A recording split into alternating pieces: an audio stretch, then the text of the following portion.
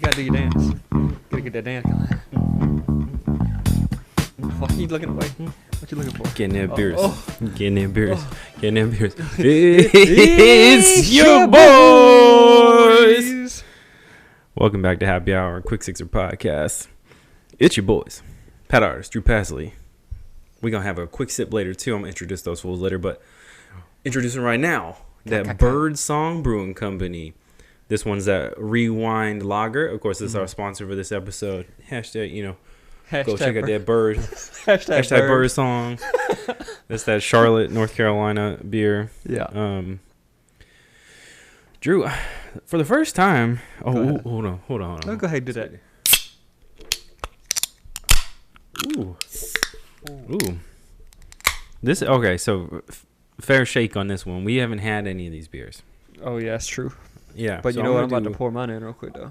Oh yeah, and I'm gonna do a sip. Oh, you gonna do a sip first? You get that pint koozie though. It's got both sides. So YouTube viewers, go check that out. This is a pint koozie. I never seen one of these. They sent it to us. You can do a can sip, huh? I'm gonna do can sip first.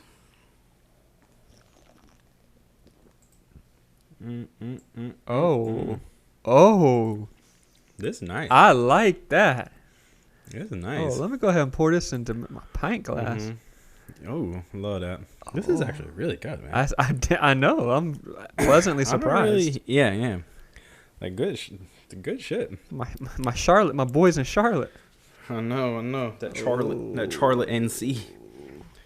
That's it. It's a nice. I don't know if you can see. Here's a YouTube viewer. If you can see that, that's like a golden joint, you know. Oh, this is actually really good. It's kind of honey tasting. Yeah, and it's got kind of a little hazy to it.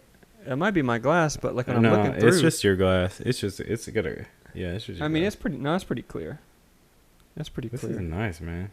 I feel like I should be able to see through it though. So I don't want to fuck her name up, but we got to give a shout out to the homie. Shit. We'll see if I fuck her name up though. You going to? You stay fucking names up. Tara Goulet. Oh. Or Goulet. I think that's how it is. But it's probably Goulet. You know. You did her name a favor. You know you did. I love that. I hope I got it right. Shout out Tara. Thank you for sending this. This is so cool. Yeah, so we have actually what I was gonna say earlier, we have for the first time kind of notes about these beers they sent us. This is pretty sick. Nice little presentation too. I'm looking at it. I love that. And Drew commented earlier about their graphics. So this like cassette thing on the Rewind Lager, it's pretty sick. You know how you used to have to rewind those cassettes with the pencil. That's nice. And you said you like their geometry bird thing, right? I do. I like the shapes. It's like minimal, but it also kind of like reminds me a little bit of Keith Haring, except for his is like more round. Like previous episodes, you could see my Keith Haring poster up there. Right here, little canvas. It kind of reminds me of that. Like his shit is very minimal but colorful and stuff, and theirs is very minimal. I'm digging it. Okay. What do you think about what you think about this lager right now? Let me just go ahead and get one more sip before I tell you. Bro, this is a really good lager. Like it's solid.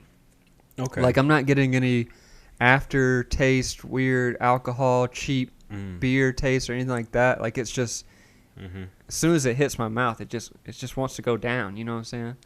I do. It's real easy. That's what she said. Oh, that's that crispy boy. Oh, this actually, that brewer notes. This is more than your average crispy boy. Yeah, no, it literally says that in the notes. So, fun. We're gonna hit the fun facts on these because we're not brewers, so we can't get in too nerdy about it. But yeah, hit the fun facts. So this Rewind Pilsner takes 54 days to make, versus most of the beers, which usually take about 2 weeks. That's kind of crazy. Maybe that's why we're thinking like this. You know, it's like a nice. Let's see. You know, brew. Looks like shout out to Connor. Apparently, this was his idea for the cassette and the pencil on the logo. Oh, nice. That's what's up. I just wanted to see this. Let's see. The classic Saaz lends its typical noble hop character with a bit of licorice and Sterling adds a pleasant floral character to balance the aroma.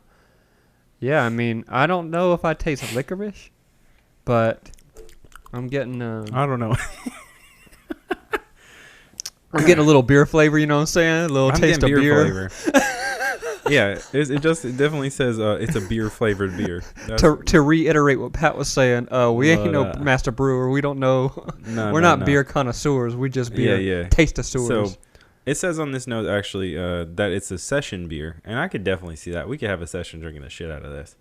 I know what I'm saying. What kind of session are you talking about? You know, just a hangout session. That's what session I thought you were talking about like a skate session. Oh, because you know your boys can have some skate sessions with this too. Straight up. Be having some skate sessions when they shouldn't. Oh god. Oh, some beers. You know. Yeah, we do. Yeah, it's a true story. This says it's one of the most crisp and clean pilsners around. I'm gonna have to agree. Yeah. I'm gonna have to agree that we usually be hitting some heavier things on this. This is only I don't even think we said it. There's only 4% alcohol in this joint. I'm curious about something though. What? So like on here, on my can, it says lager. On the PDF mock-up beer that they have, it says Pilsner, and I see some notes and stuff like that. I wonder if I wouldn't think that it's different. Like I would figure if they made this rewind beer, it would be the same. You know what I'm saying? Like I don't think they're making two different kinds of rewind. But I don't really know the difference between Pilsner and lager, so I don't know. I mean, does anybody really know? No, I mean, does it taste good? Does it get you drunk? I mean, that's the criteria, isn't it? Yeah. I don't know. And this is that slow fade drunk. This is that 4% alcohol. Oh, this is that I'm gonna drink a whole sixer of it. You know, a quick sixer. Oh, that quick. This is the quick sixer. You know. That's cool though. Ooh. I like it. Damn! It's already getting to Pat. He burping and everything. I know. They said they made this beer in 2018. Yeah, like we said, they're a North Carolina based brewery, and we gotta shout out. The homie Tara hooking it up. This was we didn't know when we were gonna get to this sponsor because we got backed up for a minute with other stuff that we were doing. Yeah, and whatnot. But I want to. We're looking at their site right now. They offer, we have 3 of their beers we're gonna showcase today, but they have quite a few. I mean, just from the front page, I'm looking at 8. Dang. So and check this out. Here's positive thing. They sell Birdsong masks. Ooh, I love that, right? They staying ahead of the curve. You know what I'm saying? Staying ahead of the curve. You know what I'm saying? Bro, I really do like. First off, this beer. I'm just gonna say it again. It's pretty crisp. It's pretty good. I don't know much about breweries in Charlotte, but I wonder if they're like, one of the top, because this is pretty standard right here. Like it's not like I said, it's 45 days to make. Like they're not fucking around. Like they really care about their beer. So I'm wondering if they're getting love from Charlotte. I mean, I hope so. You can only hope so. I'm trying to. What you trying to do? I'm trying to tell you some more stuff about them. You can follow them, Birdsong Brewing, on Instagram. They have a Facebook page. They have a shop, like a Shopify shop, so you can buy all their stuff. Yeah. So it began in December 2011 in Charlotte, out of a great love for beer, they say. And they produce a bunch of beers. They do events, music inquiries, so I guess they do shows there. Okay. They're located in I'm guessing this says NODA, so north, I guess. Yeah. No, I don't know what that means. At 26 in North Davidson in Charlotte. So go check them out. Yeah, and if you look at their Facebook page and all this stuff, you can see they have like 8 beers on that all look really good, man. They got this one Pink Robots, they got a Blackbird, Hazy Sexy Cool IPA. Ooh, the TLC, right? Love that. Yeah. They got that Paradise reference. City. They got that Paradise City. Mm. You know, that GNR. Mm-hmm. I mean, bruh, just on Facebook alone, they got 20,000 people like this shit. So, Dang. they almost as much as them. Some of them some conspiracy groups right now. You know what I'm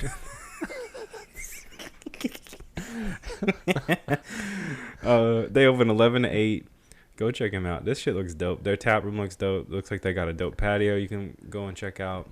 Yeah, that's cool. But anyways, we talking about going out. You know, Oof. Drew, I've been going out.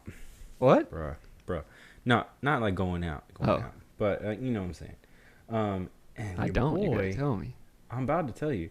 So your boy had to chop down some trees. You know what I'm saying? Man, shit. You know going what I'm out to saying? the yard? You know, so Out of the yard. I had to do some yard work. You know, and bruh. I'll tell you what. Last night, so we decided that we weren't gonna get these stumps grinded, right? Because when you chop down trees, you gotta get the stumps grinded out.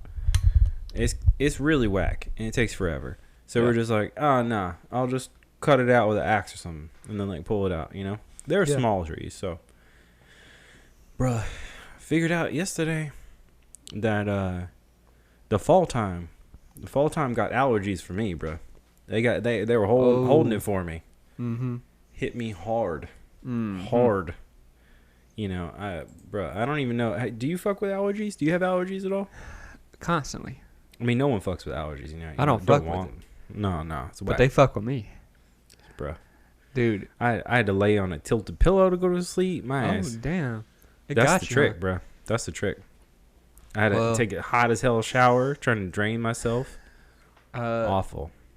You know, I'm so used to, like, I even feel like a little stuffy now, but I'm so used to, like, waking up with, you know, congested and stuff like that, or like it just every situation that I don't really know if it's the seasons that mess with me or if it's actual things. Like, I'm allergic to my cat, so if I go and you know, if I like take her litter out or whatever and the dust flies up or I get, you know, all that stuff, I'm a good hour, I'm gone. Like, I need some time to just breathe. But I know one thing though. I'll say this: having allergy symptoms during COVID is scary, bro. That's why I wanted to bring this up. I'm so glad you said that. So, yeah, no, this shit hit me so damn hard because I was pulling this damn tree trunk out of the ground, right? These roots, you know, and I already take an allergy pill every day. Like every single day I take allergy pill in the morning. So I'm like, all right, you know, I should be fine, you know, shouldn't be that bad. Yeah. But then this stump thing is right near a big tree in my front yard. So I'm like, fuck, I'm near this tree. I know this shit has all sorts of, you know, dead leaf, pollen, all sorts of shit in it. It's just going to get up in my system as soon as I start like making a rustle. So I was also used a chainsaw yesterday to chop up some wood and stuff. So I'm sure some of that shit was all up in there. Like, just, you know, that wasn't playing either. But bruh, getting allergy sick during COVID is like, bruh, do I got COVID? Did I get this shit like overnight? Like, I haven't been around nobody. Like, I don't know. I'm even scared to, like, if I swallow like a drink, like I swallow water wrong and I'm in public and I gotta cough it back up a little bit, I'm scared people gonna be like, you know, just like I'm Salem witch trials me, you know what I'm saying? Like, bro, I know, and it's not even, dude, it's so nerve wracking. Like, you gotta be like, all right, no, I don't have this death disease. I'm good. I don't have. It looks like you flirting around with some letting people in, huh? I'm flirting around with it. I'm waiting for the story to end. All right. But anyways, yeah, I guess that's the whole point of it. Is like, bro, just the nerve. It's just so nerve wracking having allergies during this time right now. So I'm like, I don't know what I'm doing. Like Meg suggested, she's like, why don't you go to like an allergy doctor? And I'm like, I don't even want to go to the doctor. You know, I don't even want to go inside a building where so, other like, sick people have been. Yeah, I'm like, I don't care if they're getting an allergy test. I mean, like they merge it to everything, you know. Meg's like, oh, you should go to the dentist, and I'm like, I don't want to go to the dentist. They all been my shit, you know. No, they open in the mouth. They go, oh, here's your COVID right here. They just put it in the mouth. you be looking at their tools like, I don't think you washed that shit, did you? Yeah, no, that's my only thought. I'm just like, you never washed this. I saw you pick that up at the drawer. Yeah, I saw it. This didn't come out in no packaging. This shit came out of somebody else's grill, like right into mine. I'm not even fucking with that. The exam room next door. Yeah, they say, "Oh, hold on, Mr. Anderson, I gotta pull the fucking drill straight out of your mouth, put it in this other motherfucker's mouth." Oh, this bitch needs a cavity search too. No, shit. I was tripping. I was like, no, I don't want to do any of this.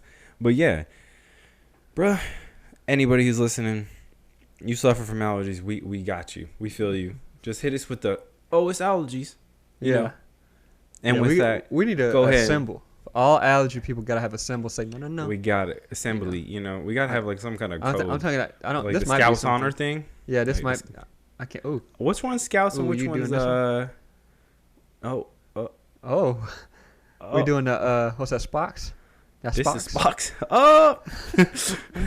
Oh. Speaking of, go ahead. You know, we got a special quick sip. Quick sip today. We're gonna go ahead and let them introduce themselves, but you met this guy before. You met this guy. Of course you met this guy. Oh shit, Riley. Let's go. Let's go. Boy. Let's go. Sorry, we were finishing a little story, but you in here now. Oh, I'm here now. You guys are already loose, huh? Yeah. Stay loose. Look at this. There's Rewind Lager. How cool is that? You would appreciate that. I love that. Yeah. Isn't that good cool? Cassette beer. Yeah. North Carolina, cool. Birdsong. It's crispy, too. There.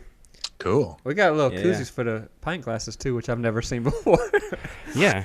They're shaped here. I don't want to show. I don't have a blank pint glass, but here, look at this. They're shaped. That's cool. Isn't that weird? Yeah. I've never seen a pint koozie. That's a good idea. Yeah, super cool. What you got in your hand? Lager of the Lakes Bohemian Pilsner. Ooh. I don't know. I've never had it before. Was that a 2 bells? Is that what the top of that is? It says bells. It says bells on it. There appears to be 3 bells. Oh. 3 bells. Oh, that's it. Yeah, that's bells. That's a Michigan beer. So go ahead. Oh, cool. Yeah. Bells. You that's good shit. You about to have? You can have. That's good. Apparently, Bell's Brewery is 100% family owned and independent. Says the box. Go for that. Nice. Yeah. Let's see. Speaking of old Riley Bray right here, today, our previous episode, it doesn't even matter. So listeners should remember our boy Riley Bray from the episode that's already out. We had a lot of fun. Yeah. And it was released. It released today. So. Oh, right on. Perfect timing to come back. I know. It was so exciting. We have 2 other beers, so it's gonna get kind of messy. we got some really interesting ones to try this time. So it's about to get probably worse than the Lagunitas episode. Oh, really? All right, cool. I'm looking forward to that. It might. Strap in, my dude. You know, get them strap-ons on. All right. Always strapping and packing. Strapping and packing. Here we go. So speaking of strapping and packing, let's talk about holiday plans. No. Did you just down it? What happened? Oh no! What's up? So what's going on? We got holiday plans? Yeah. So it turns out this year, you know, this whole year of hell, I'm having my parents and my brother come for Thanksgiving. Okay. So I've been thinking, you know, there's a whole bunch of articles out about like, you know, best practices about being around your family during the holidays or what holidays are gonna look like now. The whole thing, and I'm like, bro, I don't even know. I don't even know what to do. Like, do I tell my brother, like, bruh, just stay in your room for 2 weeks before you get here? Do I don't know. Is hugging a thing still? Like, I don't know. It's weird. I mean, you could get a rapid test right before you all get together. That's what we do for work. That seems to be rapid test. I mean, it's expensive, though, and it's a whole thing, you know. That sounds. Yeah, we're gonna get into Speak, some of that later. So holiday plans. I know this is crazy too because, all right, I go home every year to Mississippi, make my way to Memphis, see all the family every single year for Christmas, and last year was the year that I got married, and we did so much and traveling so much, and I was traveling for Gibson a lot. Riley, remember that for the process, all that stuff, traveling so much that I was like, I need a year off. I need a year off from traveling home for the family and all that stuff. And then 2-3 months later, COVID hits. And now I'm not going home. It's going to be 2 years and maybe 3 years. You know, it's wild. Yeah. And I feel bad like I jumped the gun. I should have just stuck it out and said, you know what? I guess I can handle it. I guess I could go home because now I don't even get the opportunity because I don't want to fly. Like I really just don't. I don't want to get on a plane to Mississippi where I'm going to be honest, people don't really care about wearing masks or, you know, whatever. My man, it is not even just Mississippi. My man, have you been outside your apartment? America is fucking up, bro. Yeah. Riley, what's on your plate? I have no plans yet. I mean, it's the same thing. My family's all kind of like not sure. You know, nobody knows what to do. I don't want to say it like, you know, on camera, but I'm not as concerned for myself because I already had it. I know that you can get it again and all that. But yeah, I have tested positive for antibodies. But my concern is just spreading it. You know, I don't want to be like a person that makes it worse. So I don't know. We might just kind of skip it this year. I'm more bummed about Halloween, to be honest. I love Halloween. Yeah. I mean, you know, I see my family a lot, but Halloween, goddamn, that's rough losing that one. Yeah, we mentioned that in the episode that's going to go up before this one. Like, what's going to happen at Trick or Treat? We do social distance. Everybody's going to do the, you know, honor system. Bro, not here. Just hand out hand sanitizer to the kids. You know, just a squirt. Just every door. Just one squirt. Yeah. Spray them. Just spray them. I mean, Halloween. You have a mist tent with hand sanitizer. Yeah, exactly. Instead of spooky fog, it's spooky sanitizer. Yeah. Bro, yes, I was telling Drew. We just did a topic a minute ago about fall allergies, and so I had to use a chainsaw to cut some shit down yesterday. Manly. Nice. Oh, so fucking manly. Thanks, man. Yeah, I was using an axe too, like some shit. I was crazy. I was so manly. Yeah, and I felt like awful this morning. It's like, bro, you don't feel out of shape until you start doing some manual ass labor, swinging an axe at some wood and shit. Oh my god. Yeah. Especially the day after. When you're doing it, you're like, I'm invincible. This is amazing. Why don't I do this every day? And then the next day you're like, oh God. Yeah. Everything hurts. So this chainsaw I was talking about, I was like, oh man, I don't have a chainsaw there. I let my buddy borrow it, and then COVID happened, so I never got that shit back. So I have some microphones in that situation. Oh, there you go. Lost to COVID loans. Yeah. Yeah. So I had to hit up my neighbor. I've got one of those. You'll get it back eventually. That's true. Yeah. We need it. You're still technically using it. Yeah, that's true. Yeah. Just expanded my web. So I hit up my neighbor across the street. He has a little kid, right? And I was like, yo, dude, can I use your chainsaw? And like, I have these fools around me don't give a shit about no COVID, right? So they just walks over. I'm like, pop on the mask, stay away from him, right? And I'm like, yo, thanks for the chainsaw. You know, I'm gonna use gloves when I have it, you know, type of thing. And I'm like, oh, and it caught me. I was like, are you guys trick or treating this year? You know? And he was like, oh yeah. Oh, like, of course. Just like nothing without a doubt in his mind. No doubt. I mean, this man has been taking the kid to. I mean, there's no doubt. Like, I mean, it's weird, bro. I don't know. I don't know how I feel about it. You can't.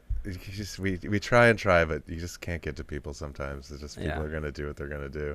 But yeah, trick or treating is basically just like a giant germ sharing ritual. It's like, all right, everybody go mix the neighborhood up. Everybody spread each other's germs. You know, probably created the flu. It's probably what created influenza. I mean, I was thinking about it, and it's like, I think it weirdly like helps, because if you think about like the biome of a community, right? So like we have this fall ritual where everyone goes around and shares food and basically like spreads their germs around, which kind of prepares everyone's immune system for the winter.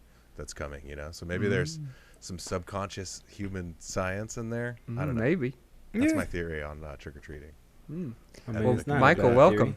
Hi, sorry, I'm... No, it's all good. It's all good.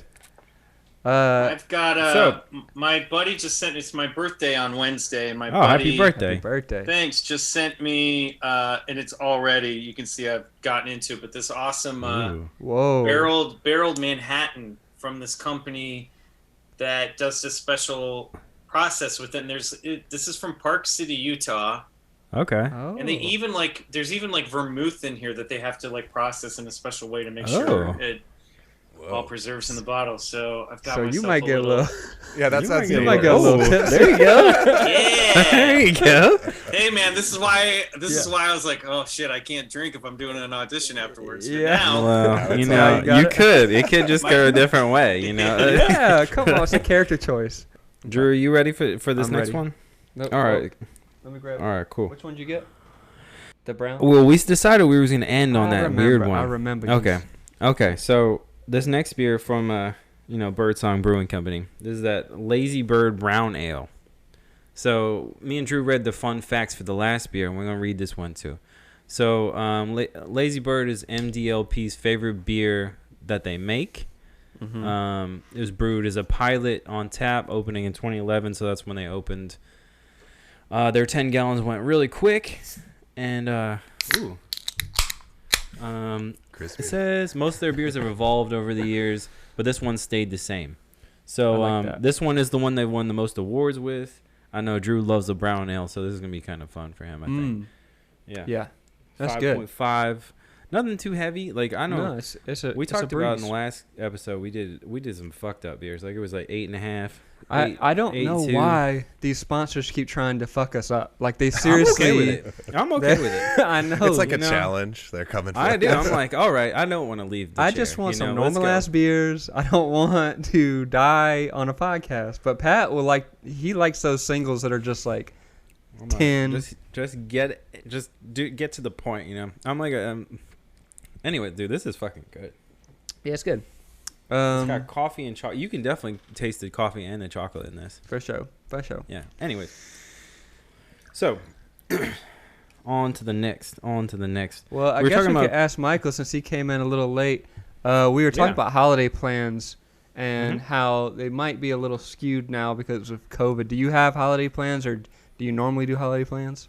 Hi guys, it's Michael. Thanks for having me. First of all, it's all good. Join your happy hour. I usually go home. I'm from the Midwest. I live out in LA now. I'm from Kansas City, so not every year, but last year I stayed in LA because I'm an actor and I love when LA shuts down for those 2 weeks in between Christmas and New Year's, because it's very rare that you get actually time off that you get to feel sort of guilt-free for not hustling, or if you're not auditioning or whatever, or any minute you could get a commercial audition in or an audition in. So you're always sort of as a freelancer, you're just kind of waiting for that to happen.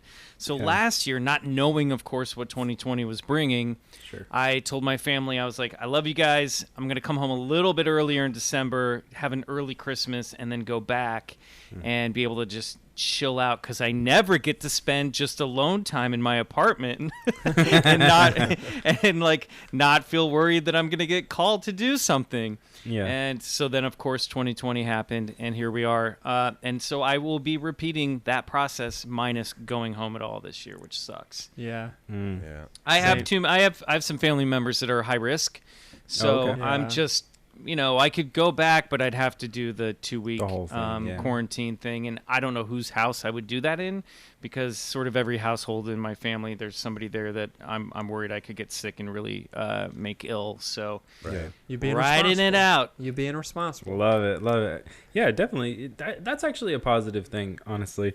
You being responsible at that. That's Fuck, I hate to say it, but it seems like it's rare these days. Like, people just get caring, you know? Well, it's tough, too, because even my sister, you know, God bless her, she's like, just come, let's do this. And I'm like, no, you have RA, and your medication could make you really ill. And she's been very good.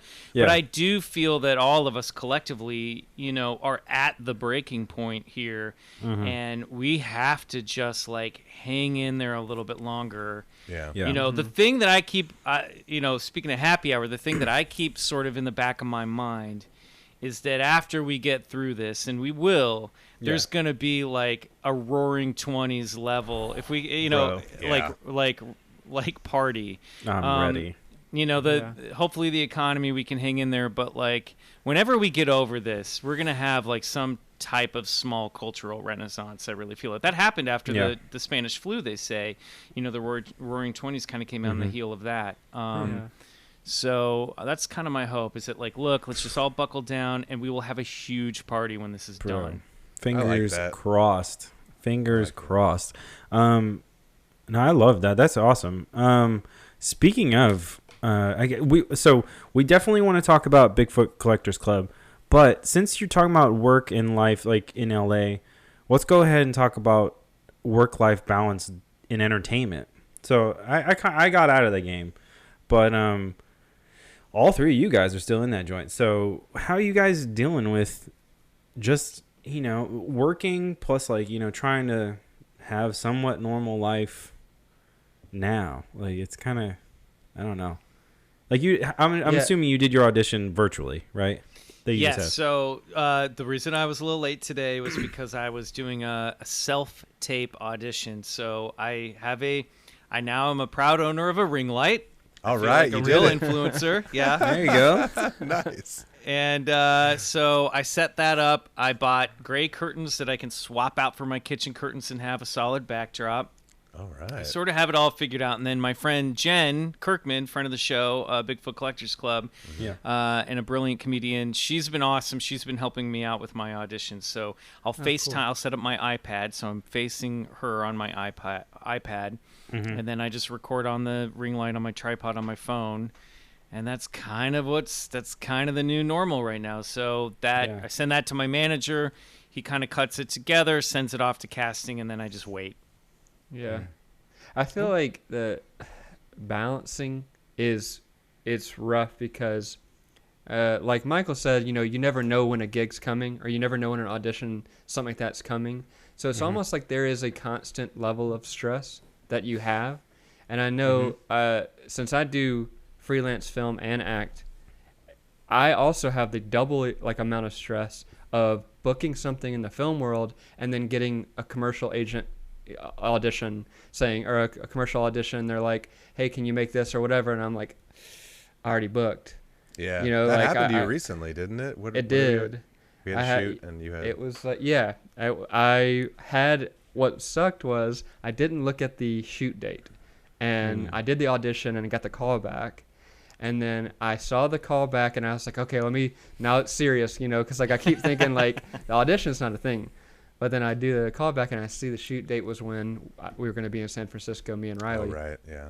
And I was like, I text my agent, email my agent or whatever, and she was not very happy with me. Yeah, agents love that. It's their favorite thing when you bail on a callback. And they only like it when you've booked, when the other job is another commercial. That's the only time they're thrilled with that. Yeah. Oh, yeah. And she was not happy. She was like, can you move your plans? I was like, no, I cannot, because there is a buyout for the commercial that doesn't, and I can make a lot more money doing what I'm doing here, and not a lot of people are going to see me in this commercial, so I'm not going to, but I would never, like, if I book something, I'm not going to just all of a sudden, you know, be like, oh, hey, I got a commercial, I'm not going to do it, you know. Unless it's like a flow type situation where it's like millions of dollars to be the spokesperson or something, maybe I'll do it. But it's a constant like stress. And then also on top of that, if you are busy and you're working, then the family life is like, you know, put pressure on that because I'm not spending enough time with my wife, and you know, she might be upset because I'm not doing, you know, my part in the relationship. So yeah, man, it's hard to balance, but you find things, you find ways. You know. Yeah.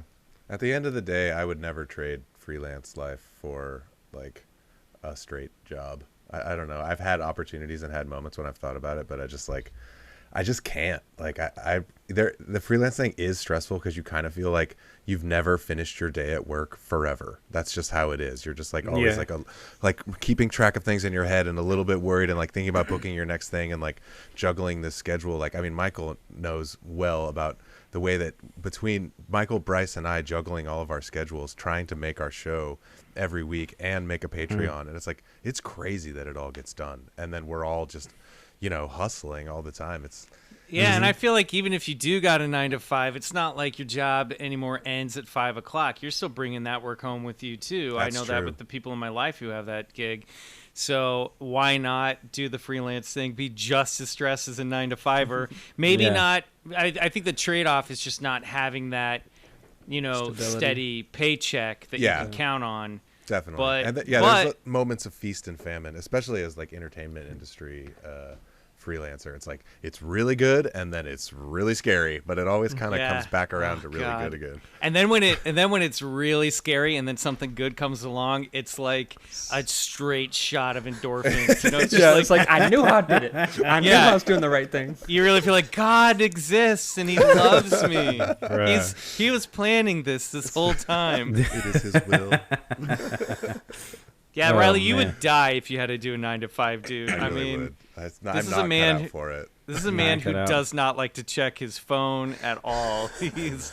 You would not enjoy that. You would die, dude. I would. You would die. You're very patient with me with those things, though. It's okay. If I gotta be the nag, I'll be the nag. But it's all right. We've worked out our dynamic. I was about to say I might be the nag to Drew, honestly. Yeah, he always be saying, "Hey, that epissode's coming up in 3 days. You got to edit it." I'm like, "Oh, that's a text I sent like an hour ago." Literally an hour. Hey, Drew, there's a one coming up. Let's get it together. Michael and I coined the term "friendly reminder." That's how I was like. I told him, I was like, "Look, I need deadlines. I need reminders. Just say friendly reminder, and then we'll always know it's not passive aggressive." Yeah, you two are the same. It is always very easy for me to, because I do get a little type A with that stuff, and it's just, I think honestly, it's just my upbringing in like theater school, and then having like call time. So I'll fire out, be like, "Hey guys, be here at 5 o'clock. Let me know, and I can just sound very unintentionally sort of curt, And so whenever I have to do something like that, and be like, I'm always have that moment of anxiety where I'm like, I feel like I'm gonna sound like a dick doing this, and then inevitably me trying not to sound like a dick, I sound like a dick. That's what does it. Yeah. Nah, dude, you can't, Michael. You can't even trip on that. You know how many times I've called Drew and been like, "Bruh, I'm sorry. I know I was a dick earlier. Like, I'm so sorry. I'm so sorry." I've had a few of those moments with the boys. Just please upload the episode and let's do this job. Dude, no, we were talking business because we were thinking about, all right, we're going to try and make this season, because the first 2 seasons were one thing, but we're going to try to make this season different. We're going to, like, put our, best foot forward. We're going to do all this stuff. And then, like, as things started coming in, like, I was buying things or whatever. I was trying to get stuff for the show and make it right and paying for advertisement or whatever. And then, like, I was like, "Hey, Pat, we should keep track of our money." I didn't hear from Pat for, like, 2 days. And I was like, "Pat, what's going on?" And he was sour about the money thing. And I was like, no. I'm not talking about I want you to pay me back. I'm saying, like, we should keep track in case we make money. We should, like. I was just like, man, this motherfucker bringing in money into it right now. We're not like 2 episodes into this shit. Like, what the fuck? Anyway, he's just trying to come up with a cool idea. I know. I was so bummed. I was like, we're on a stride right now. I was like, no. I gotta think about this. I'm not even gonna call this full back right now. Here's the thing. There's a whole thing with business and friendship. It's like you have to take some of those feelings out to actually make things like work, because if you do have feelings about, you're gonna catch them, and then you're gonna be pissed off. Well, it's like, I feel like it really is like, and I'm not a musician, but Riley and I have discussed this, how like doing a podcast is really kind of like having a band, and I feel like this is the first time I've really experienced that long-term dynamic, because you're also not only dealing with like friendship, business, but then also artistic styles too, and just work ethics. And we're lucky that the three of us, between Riley, Bryce, and I, we have extremely strong work ethic. I really feel that way. We might work in a little bit different ways, but for the most part, it all comes together in a way that ultimately we all know we're on the same page, you know. Yeah, definitely. You know, but it is funny, like I think the one like dynamic hurdle for Riley and I is like Riley, like I'll hit a thing where suddenly I'm having like a scheduling crisis and I'm trying to like get a hold of the boys, and then Riley will get back to me 48 hours later and be like, I was at the lake. I didn't use my phone. And I was like, I don't care. Just tell me you're going to the lake so I don't know why you're not talking to me. I feel like that's a new Bigfoot Collectors Club t-shirt. I was at the lake. That's really good. Yeah. So mysterious. Yeah, it's just Riley in a canoe with Nova looking at the stars. And there's like a Loch Ness monster in the background or something like that. Yeah, exactly. Just something different. I like that. You're hired. I don't know why. I feel like this might be weird. This might be weird, but I feel like there's some kind of nudity aspect to this T-shirt. Or you know, I don't know why. Yeah, I don't know. Maybe Drew. It could be Riley running through the woods with the wolves. You know, and tastefully covering genitalia. The wolf tail. Yeah, covering. Love it. So. I was curious because we usually don't have a pint koozie. This is a thing that I've never seen before. So I took it out of the sleeve. This is not a Birdsong branded pint glass, but I wanted to see how dark it was. Look how dark it's it like is. That's like black coffee, yeah. Mm-hmm. Yeah, but anyways. And you would think. Nice. I don't drink a lot of beer anymore, but when I get a craving, I tend to go towards like a stout or a brown ale. Yeah. Okay. I like. Are you a Guinness guy? Love Guinness. Yeah. Are you you're an Irish drinker, huh? Biologically, I have some Irish blood in me. Yes, so I guess it makes sense. A lot of English, Scottish, and Irish. That's pretty much. But I do love. It's funny. I either like to go really dark or really light. Like I love like a blonde or like a summer lager. Like you know, something really light like that. I used to drink IPA for a while, like during the 2015 Royals season when they went all the way and won the World Series. I'm from Kansas City, I think I mentioned. I really got into a superstitious pattern where I would have to drink an IPA with every game.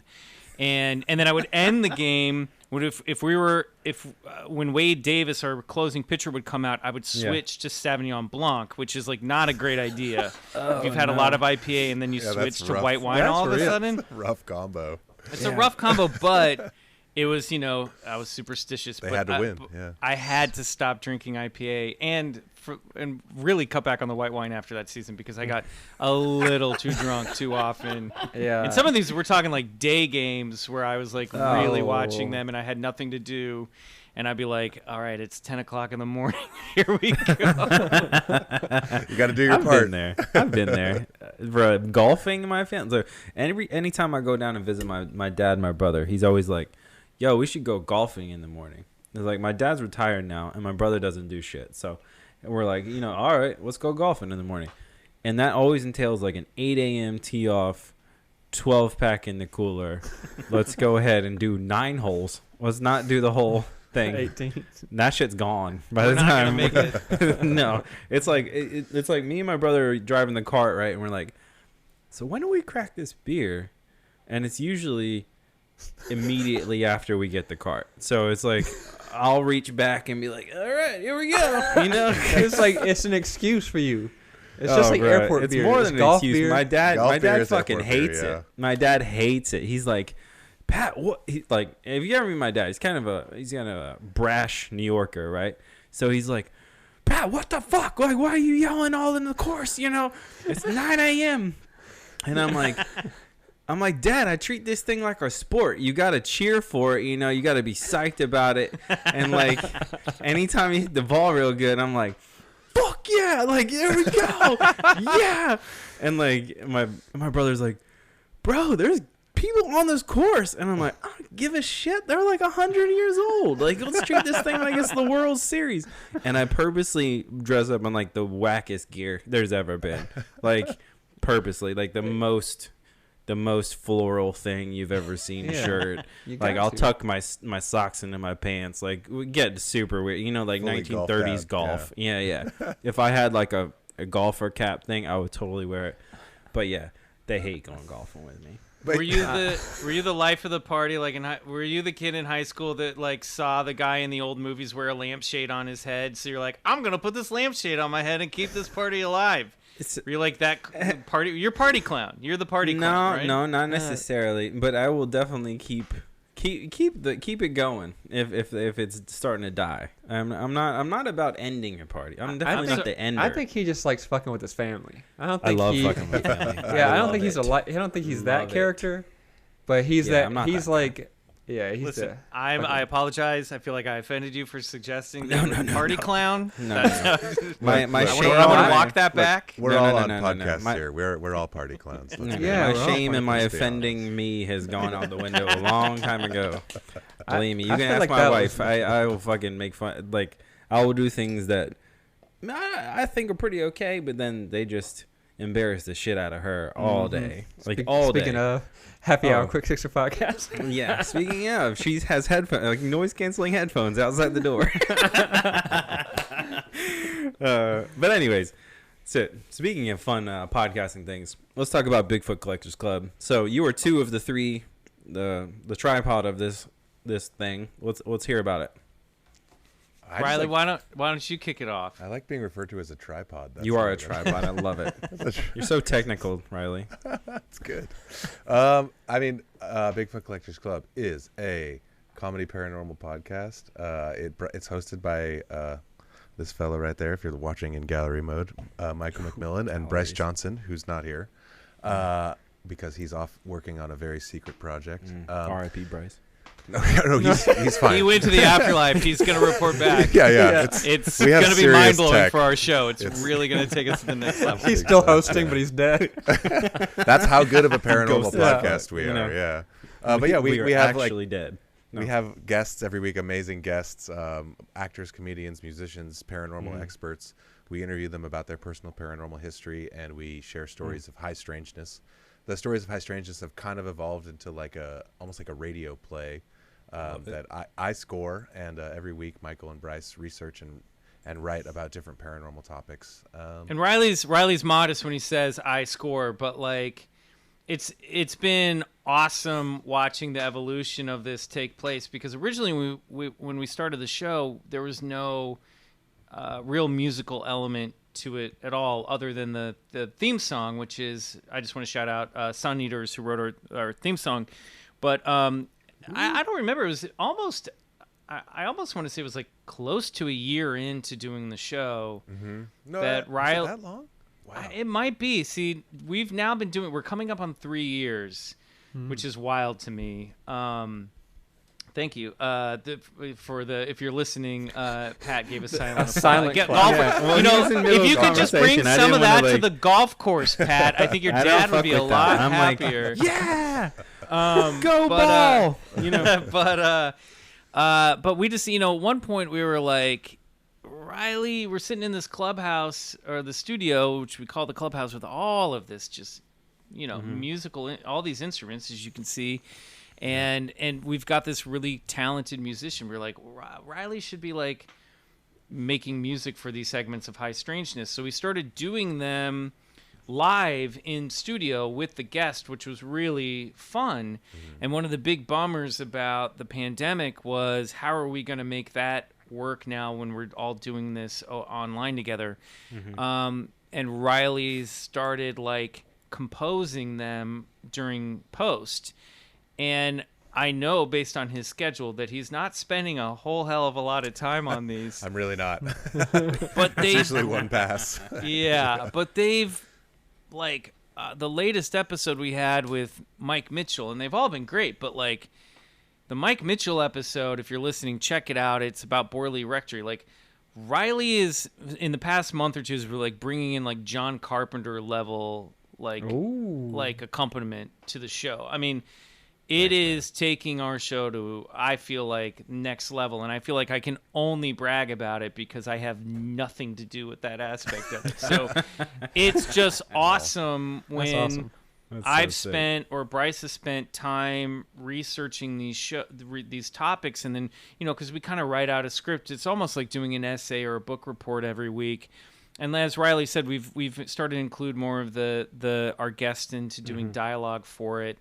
But man, the music is just getting incredible, and now I'm like telling people like, listen to this for the soundtrack. Like I think like within a few months we could release like a High Strangeness soundtrack. Cool. Yeah, we've been talking about it, and people have been starting to ask about it. Yeah. Like it's really cool. So that's my long ass winded way of saying we're very lucky to have a engineer and producer who's not only like provides all the equipment and the editing to do this show, but then is also like this brilliant fucking accompanist and on top of it, and composer. So I feel like that's me with like Pat with me, because every time I send him something like graphic wise or whatever, he's like, dope, love it, can't wait. He starts posting it, and I'm like, cool.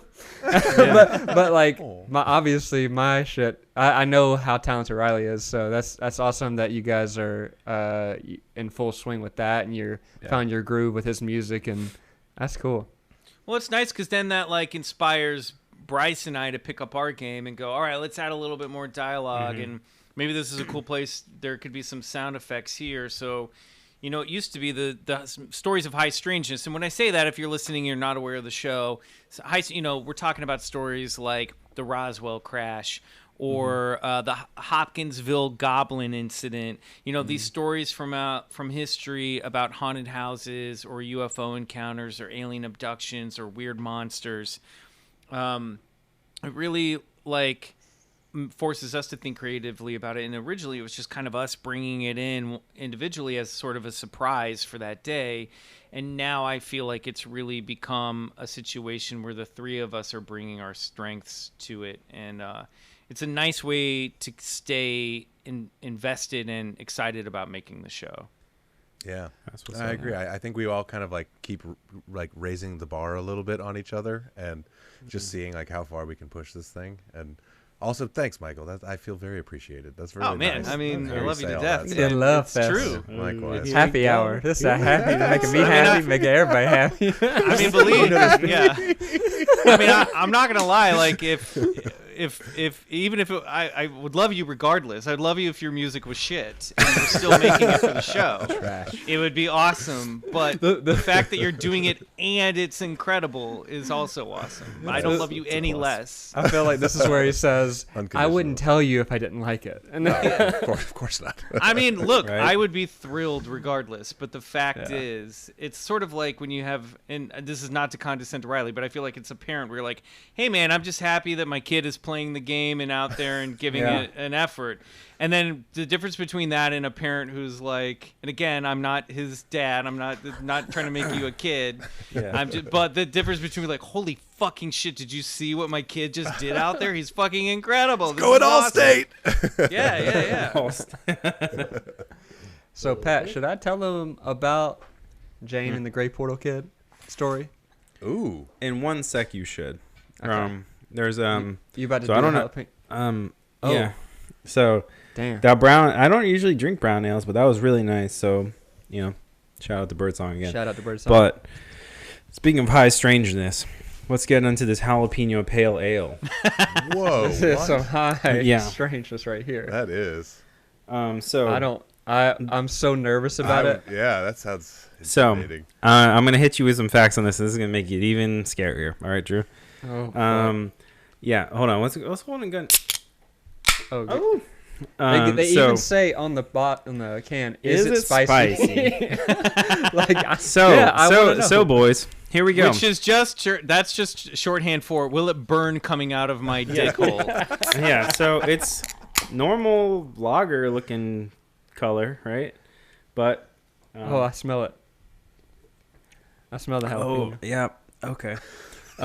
Shit. I'm scared. And so they use 40 pounds of fresh jalapenos in each batch. They remove about 90% of the seeds. First canned in 2015. This is the first beer they ever put in cans. Yeah. Hold on. It definitely tastes like a fresh jalapeno, but like it's not. Yeah. I like it. Smells like one too. It kind of smells like. Yeah. At first, I thought you were saying they were claiming that was the first canned beer. It's the first canned beer ever, bud. Ever. Michael, this is Don't question us. This is a podcast. History right here. They're authorities on beer. They know what they're talking about. Yeah. No, this is is kind of cool. So we kind of do. Yeah. So speaking of actually on the internet, oh man, us internet people. This says this pairs good with pizza, tacos, and barbecue. Best pepper beer out there. This is their number one selling canned beer. So that's kind of crazy, honestly. I've never seen a pepper beer in the first place. No. That's cool. But is it spicy? What you guys were talking about stepping things up. I think this is a way that these people are stepping things up. Like maybe we'll see more, like, because there's always been trends in the beer world. There's always like some kind of trend that everybody's trying to follow. Yeah. Different kinds of fruits people are using. Maybe pepper's coming next. Maybe, but I wanted to say something about you guys were talking about how when Riley steps shit up with his scores and stuff, then you and Bryce, Michael, step up your game. It's kind of the same way with me and Drew, only Drew will be like, yo, I did this, I taught myself how to animate something, and I'm like, oh, it's sick. Let's see it. And then he'll like send it, and I'm like, nah, you should change this thing. And he's like, all right, cool. And then he changes it, sends it back. I'm like, all right, dope. That's cool. Let's post that. And then I'm like, fuck. Well, Drew's doing all this stuff. So I'm like, how do I step it up, So my idea of stepping it up is like, all right, we'll see how many more different companies of beers I can get sent to his house, And that's important. That's integral to the show. That's like booking a guest. It is booking a guest. It's like I booked 3 guests for this episode, Drew doesn't count. Congratulations. So, thank you. That is difficult to do. They were all on the schedule too. It's I don't know, man. But that's how I feel about it. It's like we've had the last Drew, how many last 10 episodes were? Yeah, we were only unsponsored for the first three or 4 episodes, I think, of this show. And then of the season. Yeah. But it's cool, and I feel like having a podcast that's heavily about one thing, which is beer, it's easy to get sponsors because people want to talk about beer. I mean, unless you're doing a show about Bigfoot and UFOs, in which case it's the look, we have a podcast that's part of a cottage industry, I would say, but but is thankfully relevant right now. I feel like, bro. I was talking to Drew about this not that long ago. I was like, man, they kind of had a thing, and then they honed it. But there was probably some kind of audience there that they just was they wanted it, there was probably an audience there that needed your show. Yeah. And then when you guys made it, they were just like, fuck, this is our thing, this is the show we've been waiting for. There's always an audience for that strange, weird thing, Yeah. I mean, it's X-Files showed that, all these shows that got really popular. It even came back. What did y'all do? Any coverage about the new X-Files or those stories that came out? Funnily enough, we really haven't done an X-Files resurgence stuff because I was a huge X-Files fan growing up. Turns out, Riley, you were too. Oh yeah, massively. Yeah. Turns out our co-host, who should be the most X-Files out of all of us, Bryce Johnson, has never seen the X-Files. It's just makes no sense at all. I've kind of got it sitting in the left wing thinking, okay, at some point we have to either on the Patreon or somewhere on the show do we're gonna make Bryce watch the X-Files and talk about it. But I've already tried to do this with him in Twin Peaks, and he's a very stubborn student. Where Bryce is great. Bryce is honestly one of my favorite people on the planet. sometimes getting him to sit down and focus is a little tough. Hard. Yeah. Which is really funny when you hear him complain about trying to get his son to do Zoom distance learning schooling. Because I'm like, buddy, I think I know how this feels. Yeah. Every week. Right. But I think it's there. And full disclosure, I have not seen the final season that just came out a year or so ago. Okay. I saw the first reboot season, but I haven't sat down and watched the second reboot season because I didn't have cable at the time or like live TV at the time. It was like when I switched to streaming, and then it wasn't available for a minute, and then I just haven't gotten around to it. But I will, because I hear there's a brilliant Bigfoot episode in the final like 6 episodes, 6 or 10 episodes. Yeah. But yeah, as far as the audience thing you guys were talking about, like I think there is a huge paranormal audience out there. There's tons of people that are interested in it as a podcast topic, and I think the tone that we found and what like we got lucky with, and I think works for us, is a lot of the paranormal stuff is like very serious, you know, and or it's like making fun of it, and like these people are crazy, and it's like there's not a lot. I mean, there's definitely some podcasts in a similar vein as ours, but where it takes the topic seriously and it takes people's experiences seriously, but we don't take ourselves too seriously, and it's funny. Like we want to have fun. Life is funny, and weird things are funny too. So, you know, I think that, like you said, like there were a lot of people that just wanted that. Like, it's an interesting way of like looking at these strange things in life that kind of open up broader questions. And I wanted that. Like I pitched the show to Bryce originally, and I'm a huge podcast listener. Like I almost have an illness with it. Like I went from being like very aware of like the cool indie bands and really being into music to suddenly at around, you know, my mid to late 30s kind of making this strange transition into almost exclusively listening. I still listen to music, but like exclusively listening to podcasts. And I'm not sure where that started. I think it began with doing like road trips back to Kansas City and just wanting to have company, and then with the advent of just like how much easier it was to get them on your phones and everything. Yeah. But I'm a big fan of Last Podcast on the Left, and I'm a big fan of My Favorite Murder. And the thing that I always thought was, you know, Last Podcast, they go paranormal and true crime. And then My Favorite Murder really corners that true crime. And I kept thinking, why isn't there a podcast that sort of goes the other direction and really tries to corner the paranormal and the unexplained? So that's really the beginning of this idea came from that. Going, I want that, because I love Coast to Coast. I love Coast to Coast AM. Yeah. But it's also not what it used to be, you know. And you know, when you get like when you get episodes where like George Norrie is getting his good buddy Roger Stone on the show to like talk about how, you know, how like beleaguered he is and ill-treated he is. I'm like, well, why the fuck do I want to listen to this guy about ghosts and UFOs now? You know what I mean? Like Art Bell. I mean, and look, there was an era of George Norrie that I love, and I really love him as a radio personality, but I started to go, you know, this show isn't passing the sniff test anymore. They're trying to actively feed us some kind of bullshit. Yeah. And I just wanted to be like, let's get back to the stories. And look, our personalities are a big part of the show. We're obviously 3 pretty liberal guys. We've gotten yelled at a couple times for being a little too left-leaning, but honestly, most of our audience is too.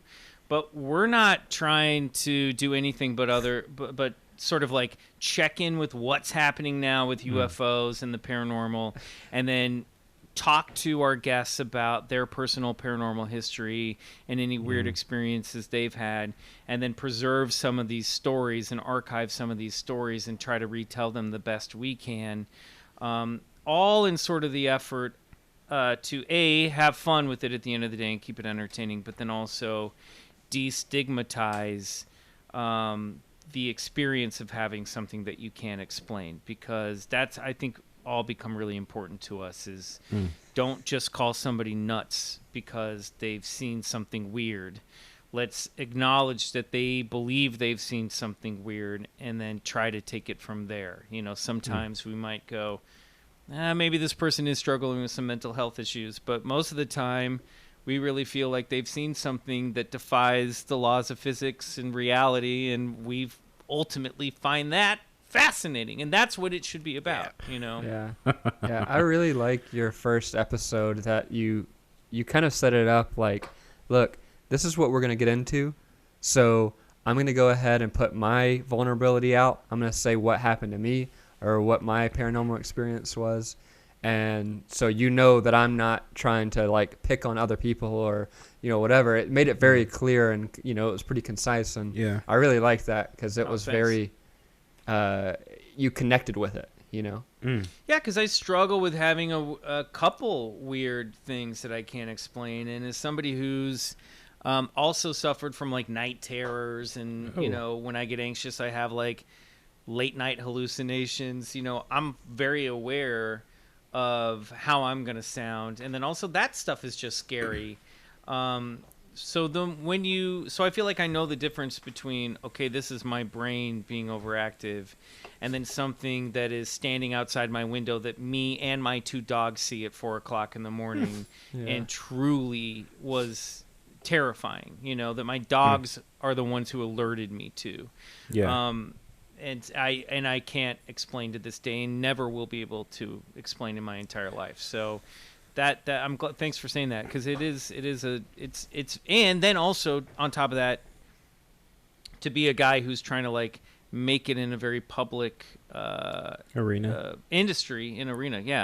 to go, well, are we gonna sound? And I think Bryce, maybe he hasn't said this so much, but I think Bryce also has kind of struggled with that too, just being like, look, can we pursue being an actor that's taken seriously, which is already a hard thing to do, and then also be actors that are who are open to the idea of Bigfoot existing, But I think we find that a lot of people are interested in this topic. Yeah, and more people have experiences than you would expect. I think that's the other thing we learned is like, because that's something I thought about. I was like, we're gonna ask all these actors and comedians and musicians like every week, like, so you ever seen a ghost? And like ask all these people to take the subject seriously too. And what's been amazing is that they pretty much all do, and pretty much everyone's had an experience. Even a lot of times they come on and they start and they're like, oh, nothing's ever happened, and they're like, oh, but this one time, I talked to a ghost in depth. Like, it's just like, so that's what's up. Yeah, it's cool. So I know I sent you guys some notes before this, but like I said, there's some shit's gonna come up since we're as we go through this thing. So I was thinking about it. This won't apply to me or Riley, but Michael, I know you've done some paranormal-esque roles, and Drew, I know you have a fucked up mind. So do you think just your, I don't know, acceptance of some of this stuff is like maybe influence how you may like maybe audition for a role, or you think about a character? Or interesting. Do you think it influenced you at all? Like, oh, I think I'm going to take this character a little bit more serious because I actually think that whatever this person's going through could actually happen. Well, I'll tell you this. I have not thought about that exclusively in regards to the podcast, but I really love that question. And that actually taps into something that they teach you in theater class, which is never judge the character that you're playing. In the old example, and it's a bit of a broad one, but the idea of, if you're playing a bad guy, don't play him as a bad guy. Play the bad guy as the guy who thinks he's the good guy. If you're Lex Luthor, you really believe that Superman is bad, and this is why. That's a good example. Yeah. And the one we would get in theater class a lot is like, and none of us ever got this role, oddly enough, but if you're playing Hitler, you don't play Hitler as the evil dictator Nazi. You play Hitler as the guy who thinks he's doing the world a big fucking favor. Yeah. And that, I think, does two things. One, it makes that character immediately more complex. It sort of prevents the actor from doing the old mustache twirling melodrama and just being like, well, he's a bad guy, so I'm going to play him like a fucking bad guy. Psychopath, yeah. It's very, and that's very general because it's like, okay, well, what's a psychopath? Sure. You know what I mean? Yeah. Like, let's get specific about it. And then the other is that no one in their narrative believes that they are the bad person. Now, arguably, there are some. Iago comes up in Shakespeare. He plainly tells the audience, I'm doing this because I'm a villain. But even then, okay, now we've actually have the text support, the text support, not tech support, but the text, the words. We had tech support. We had IT on this Shakespeare. Here we go. But that's a case where the author and the words are actually telling you how the character sees themselves. And then you get to kind of go, all right, this guy thinks he's a bad guy. Why? And then if he's just doing this to fuck with people, why? What's his expectation? What is he going to get out of it? So, there are always the exceptions that break the rules. But for the most part, people go through their lives thinking that they're the hero in their own story. Sure. Yeah. But, I mean, has that ever influenced you personally? Like, you're like, all right, well, I believe that this dude is, definitely believes in this type of paranormal shit. So I'm going to go full in, like, this guy is definitely going to believe this.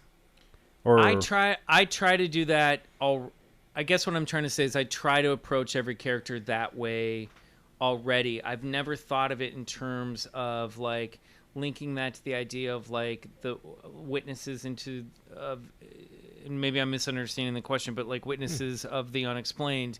I haven't made that connection, but I think that is a very smart and astute connection, because it's just, I think the connection that you're making is that at the end of the day, people experience their own reality through whatever veil that they experience it. And they have to believe if they think they saw a ghost, even if they're wrong, even if they just actually saw a cat caught in a sheet running across a countertop that knocked over a vase, I think most of us would be able to recognize that. But but even if they're wrong, they still think that they've experienced that.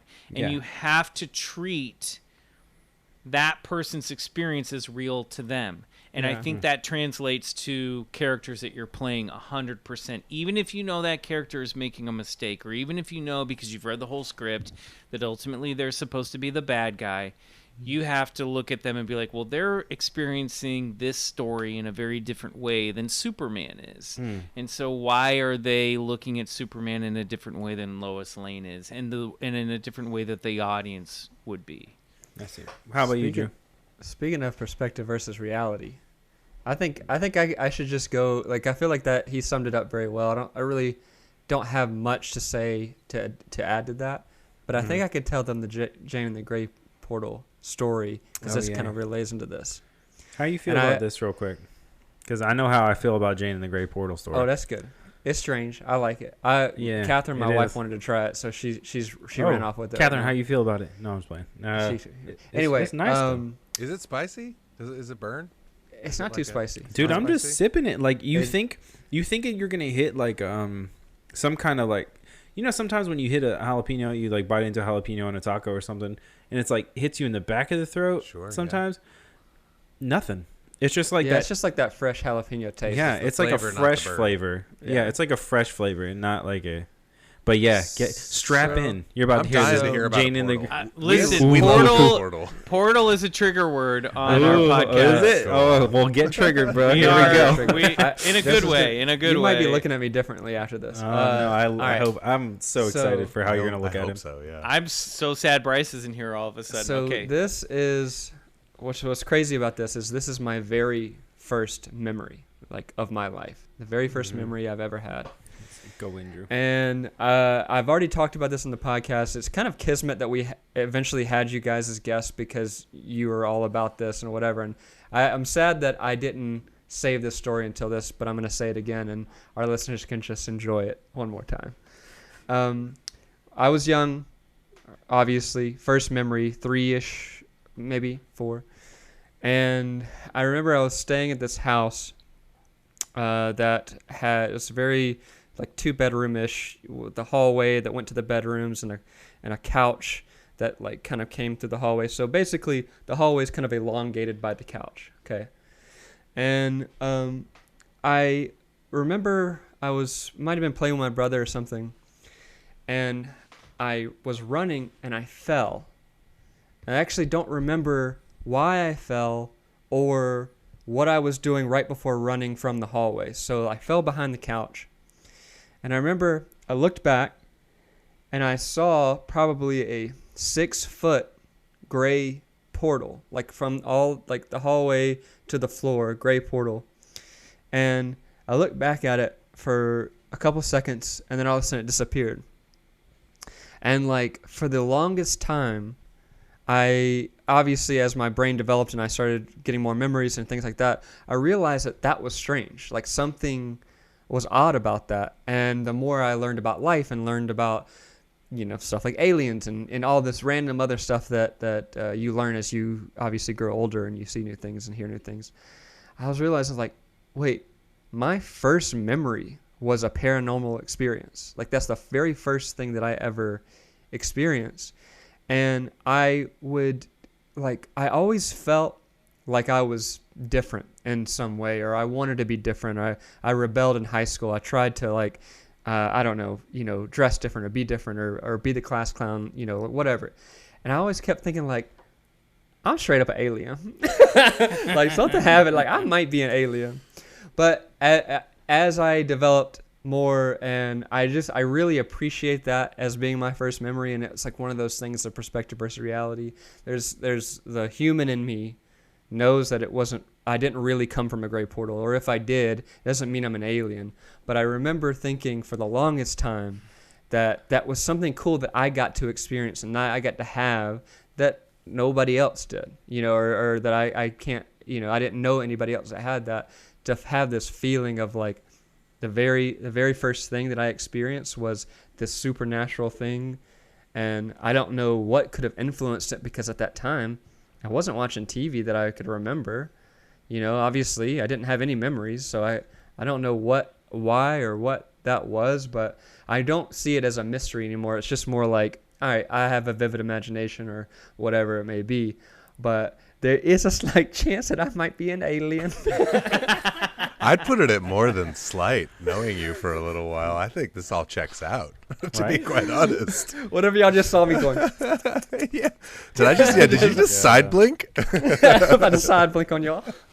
Wait, dude, you know what you got to do? You got to go do some hypno-regression therapy. You got to go get regressed. That, which is, by the way, our catchphrase. That's how we close every episode. And oh, really? You got to go get regressed, Drew. Got to go get regressed. Yeah.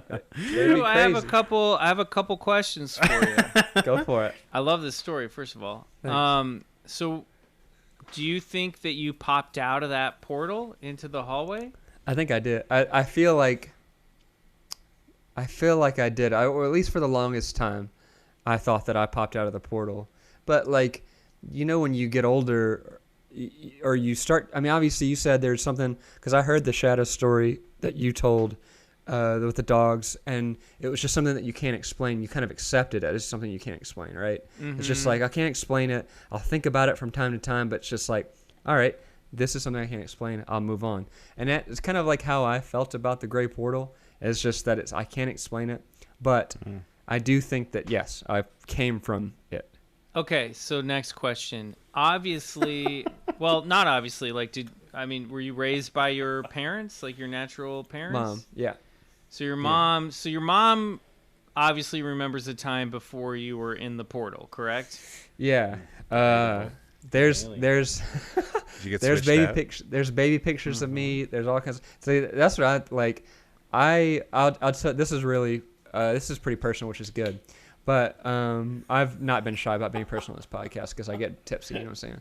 But my relationship with my dad has never been good. Like until I'm gonna say not say never, but maybe like later on in life we became friends and all that stuff. But like they divorced when I was a baby. And so a lot of the times I would always, like when I was a kid, because I didn't have a dad always there, I wish I had a dad, or like I was hoping that maybe there was another dad somewhere that, you know, da da da. So that was like one personal thing as a kid. So it could be some kind of like, I don't know if that has representation of like, oh, this is the other place I come from. I know I have my mom, but if I'm coasting with you here, yeah, it could be, and I'm obviously not a therapist or psychologist, but it could be like, oh, I know my mom is this, but when it comes to the other branch of the tree, it might as well just be a gray portal that I popped out of. Yeah. I don't know. Which is because actually I find this fascinating, because also it could just be a thing that it's a memory where there was some sort of paranormal experience happening in your house that just made an impression on you, that maybe you didn't pop out of that portal, or maybe have the memory of looking back and seeing something strange behind you, whether your house was haunted or something else. But and that would actually be my next question. If you're like, have you shared this memory with your mom? Have you talked to her about this at all? Well, it is deep Mississippi, you know. We just keep that in mind. You can't, it's deep Mississippi, so we gotta keep that in mind. Anything with anything psychology related or paranormal related, Mississippi do not they do not fuck with that. So well, that's okay, great. But I thought you don't have to get too psychology deep, but you could I think you could say, hey, Mom, I know this is going to sound weird. Did you ever see anything weird in that house? Because I have a memory of seeing something strange in the house. And, you know, or not. Don't even offer that. She's like, oh, she'll probably ask me the why. Portal? You talking the about great portal that we came from? Honestly, Riley jokes, but sometimes parents are like, well, I mean, I did see the great portal a lot, but I thought that was maybe just me. Yeah. No, I feel like, and Jane and the Great Portal Kids. So Jane is the mom, obviously, in that Shout situation. out, Jane. Shout out, Jane. Thank you for everything. Thank you for saving me from those aliens. We talk about Jane way too much on this show. I love my mama. I have one more thought on this, if you'll humor me. Please.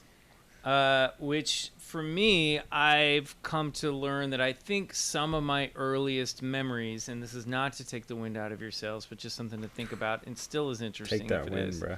Take that win. Is that some of my earliest memories, I think, are dreams that I've had, and some of them I think are early memories that replayed themselves as dreams multiple times, recurring as a small child. Because I can remember pretty far back. I remember Christmas when I was 2. I remember my 3rd birthday, and I don't know why, but I have a pretty good memory, an early memory.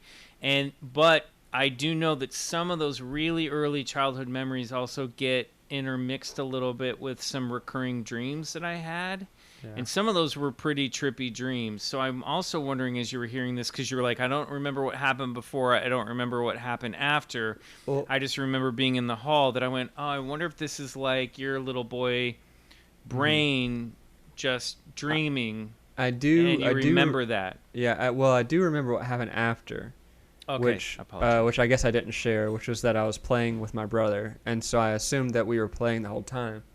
But I do definitely agree with you that the dreams that come through, because like I'm the same way. A lot of my memories are dreams that I have, and they're so vivid, and I can't it's like almost scary how they are more vivid than the actual things that happen 100%. to me. 100%. But yeah, and I think about this all the time, because it's also like, yeah, I have some because I had horrible nightmares as a kid, and those memories are just as real to me as some of my early memories. And then some banal ones, like I have a very vivid memory of my cousin who's 7 months younger than me. She's standing in our grandfather's living room, and she's in a diaper, and she's baby talking. And I remember looking at her and going, oh, she doesn't know how to talk yet. And I'm only 7 months older than her. But I remember this like little smugness of like, oh, she's still a baby. She doesn't know how to talk yet. So what's odd about that is, so I would have had to have been under 2 years for that to happen. And that's one of I think that's my earliest memory. But I also remember that happening more than once.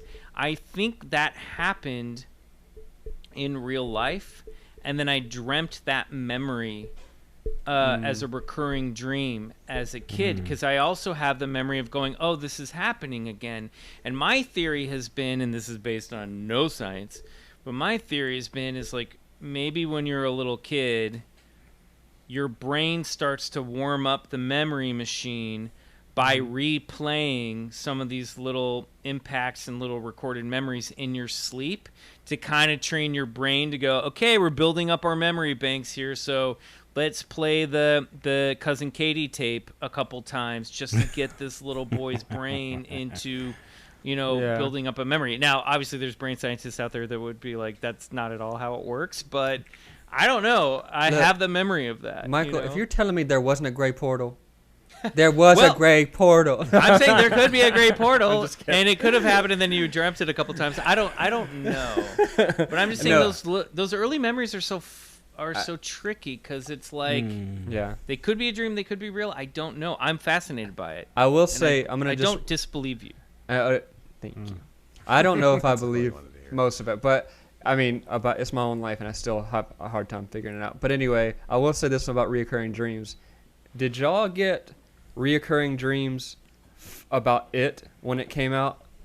Like when like the TV version, Tim Curry, when it came out on TV. Why did they put that TV on the TV for kids to watch, and there was a clown in it, and everybody thought, oh, kids can watch that?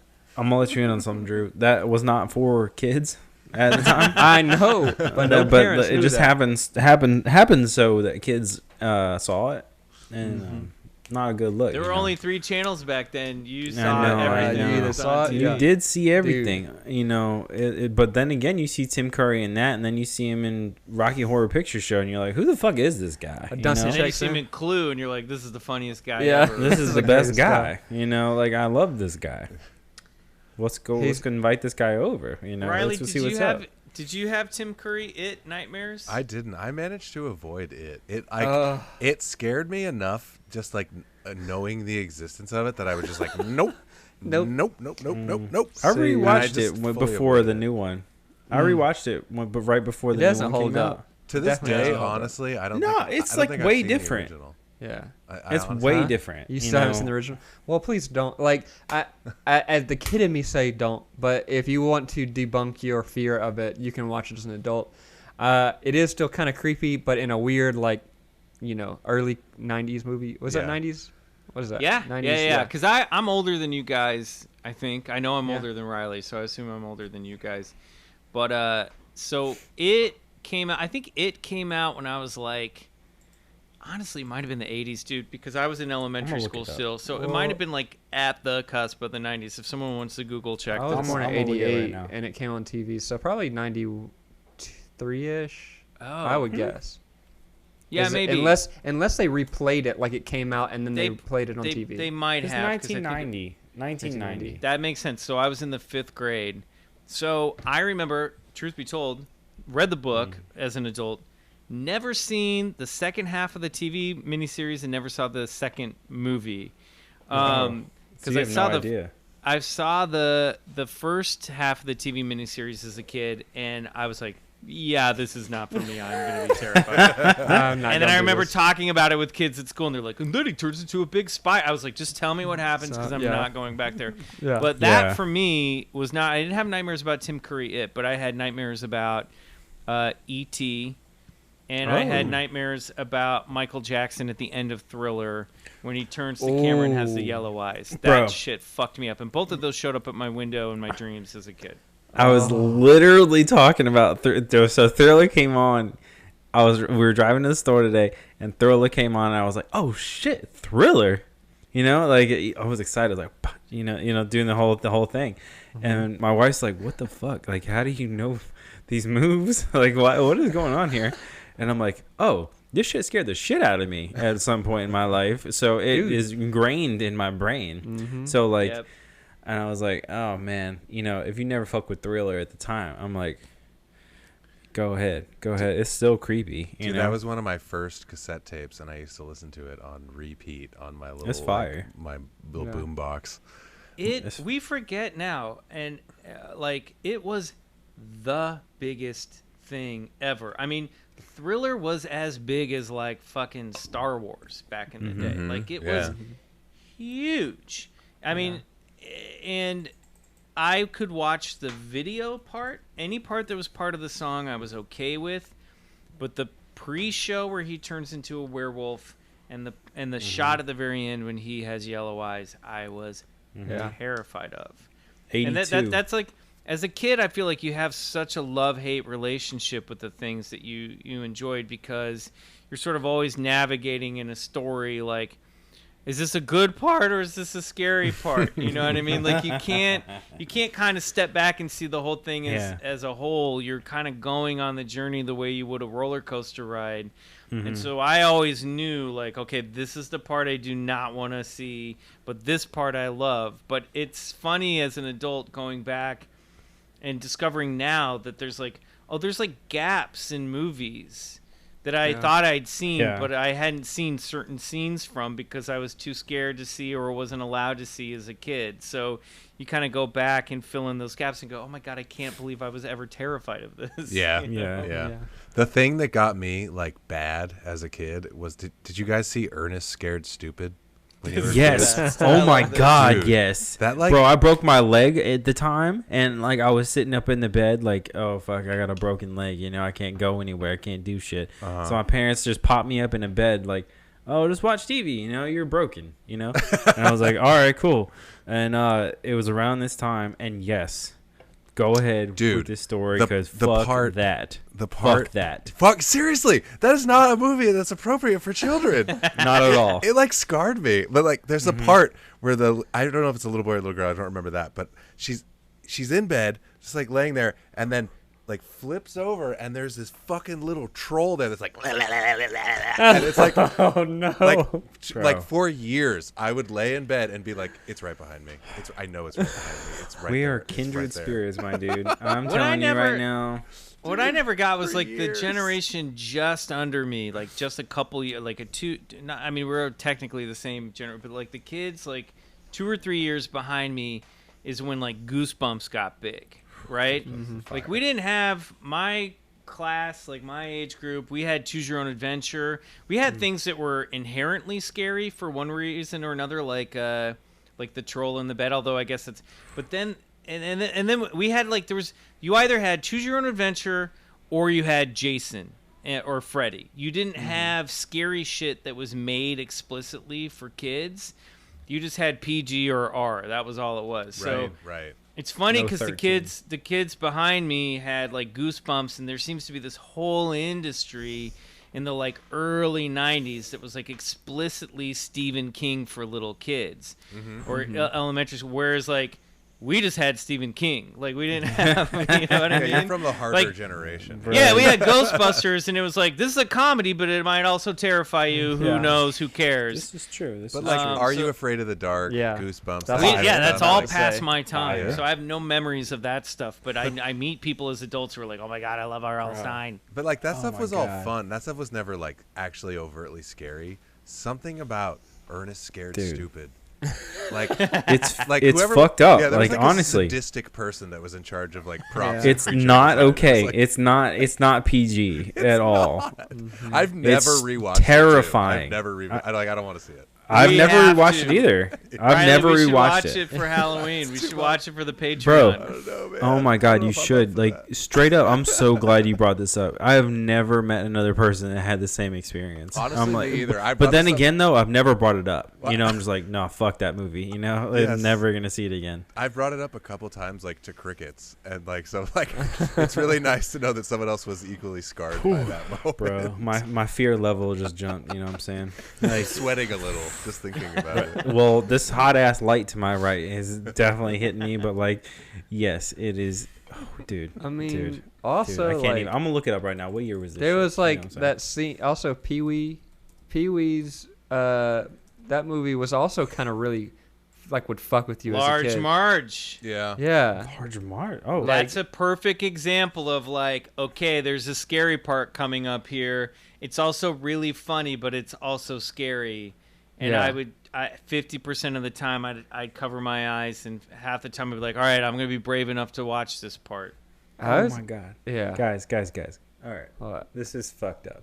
All right. So, Ernest Scared Stupid, 1991, is filmed in Shelby Park, Nashville, Tennessee.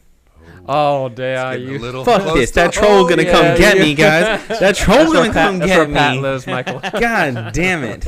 Dude, that troll is waiting for you in your bed Oh, right fuck now. me. Damn. Really? Like, I don't even know where this Shelby... I'm going to have to look up where this Shelby Park is now. So funny. Like, Yeah, what you the got to go hell? there and face your Where in No. Nashville are you guys? I have friends in East Nashville. I'm in You guys LA. East- We're okay. towards east. Like, Okay. we're that way. A little bit...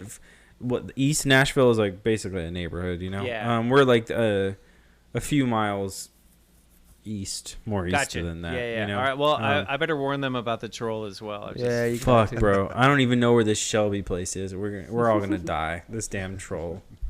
Speaking of trolls, I got to bring up our last topic. Speaking of trolls, voting.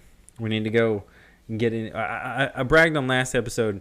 Early poll voting is now in Tennessee. So, your boy went out and early voted. Nice. Had to brag on it. Drew already. Good boy.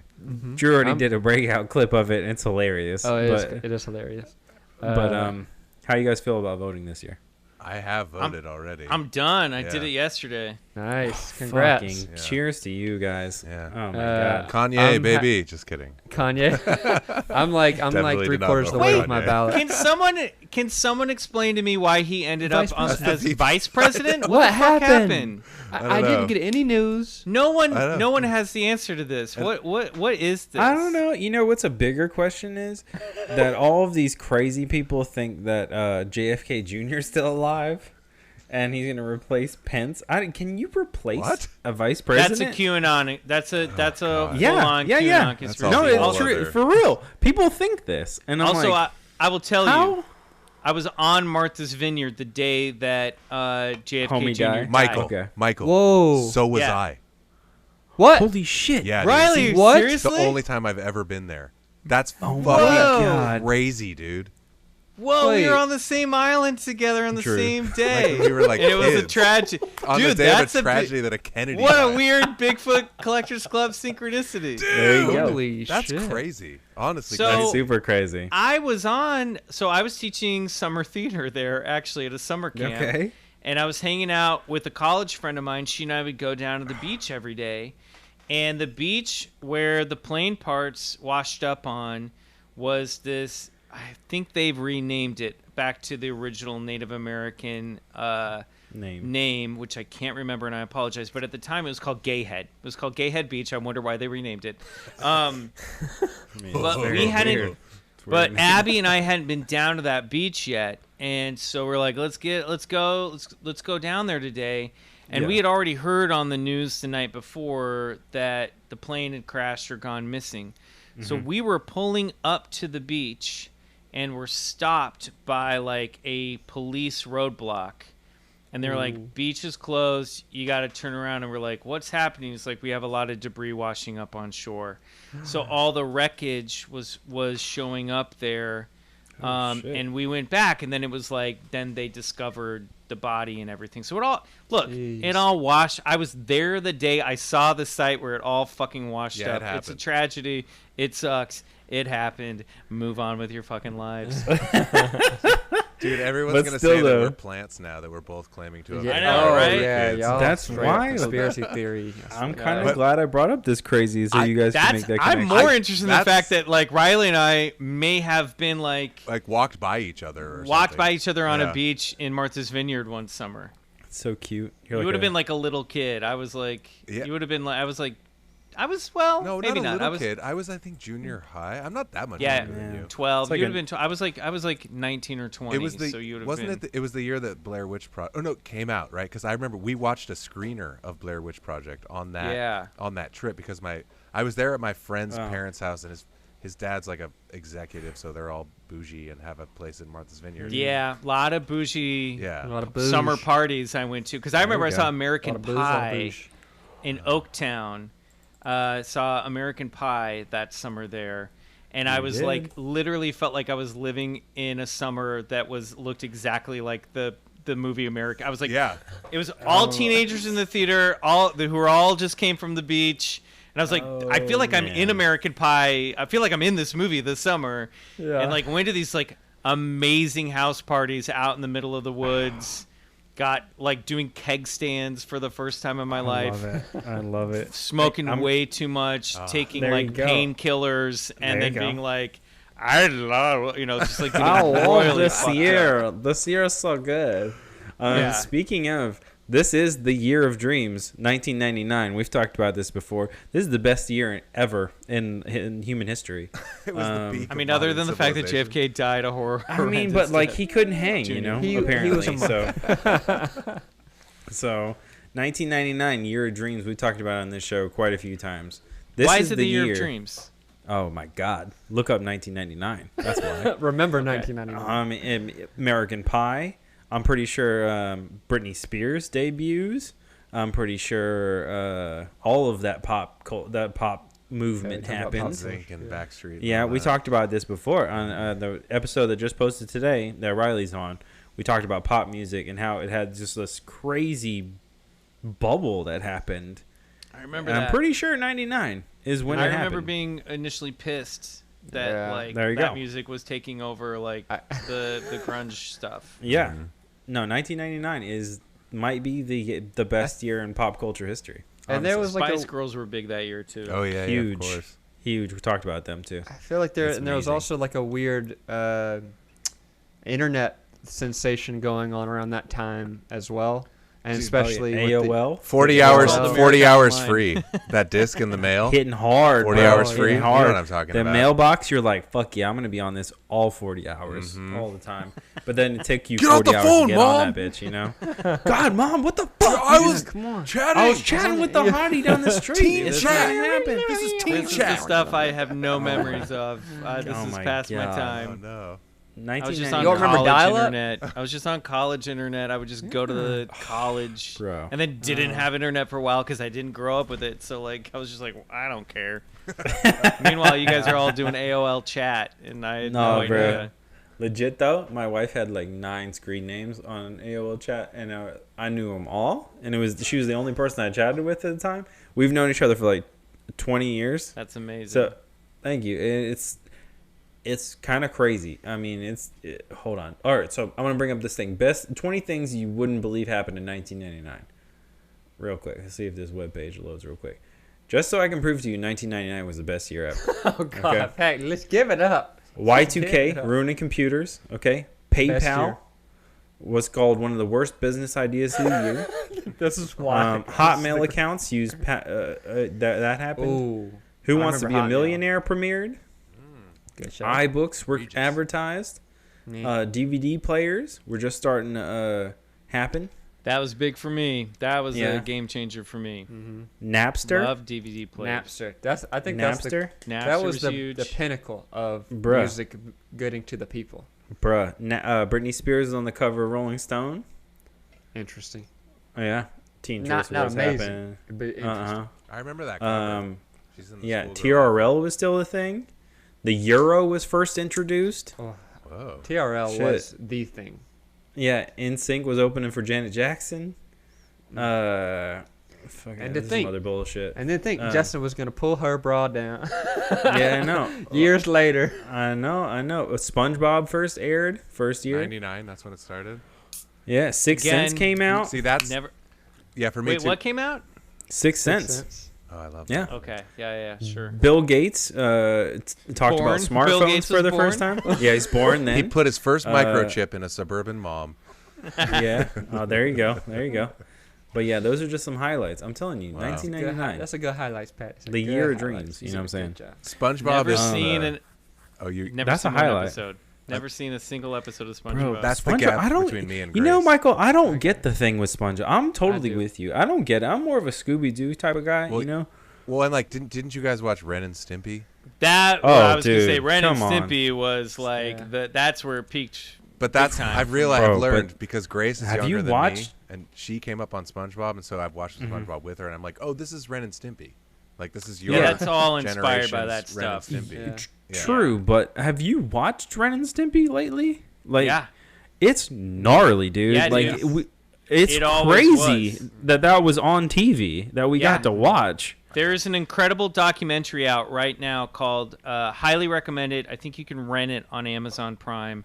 Okay. It might be other places too. It's called Happy Happy Joy Joy, and it's the documentary about Spumco, the animation studio that formed to make Ren and Stimpy, and then their history with Nickelodeon as a channel, and then more importantly, John Kricfalusi, who was the head animator and the creator, and what a problematic guy he was. I didn't know that. Oh, really? Big time. Yeah, you should watch it, but it gets into it. It's doesn't end great, but it's a fascinating documentary because the dude is unbelievably talented as an animator. Unbelievably talented.